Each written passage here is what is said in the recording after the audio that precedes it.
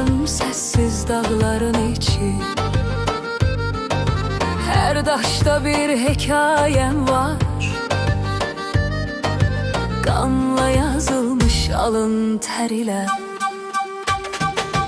Bu dağlar şahittir sözlerime, bu ürək sığmaz bu yeryüzüne. Küllerim savrulsa belə göğe, mən əyilmərəm heç kimə. Yandım keçdim otdan göller, gözlerimde sonsuz diller. Bir yanım gürür, bir yanım sevda, beni yoğuran torpaqla yel var. Bu dağlar şahittir sözlerime, bu ürək sığmaz bu yeryüzüne. Küllerim savrulsa belə göğe,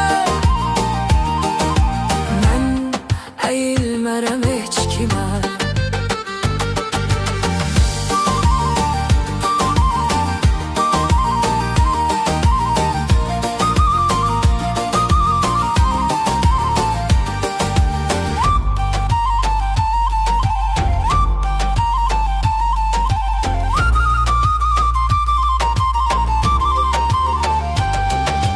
Göydə qartal kimi süzülürəm,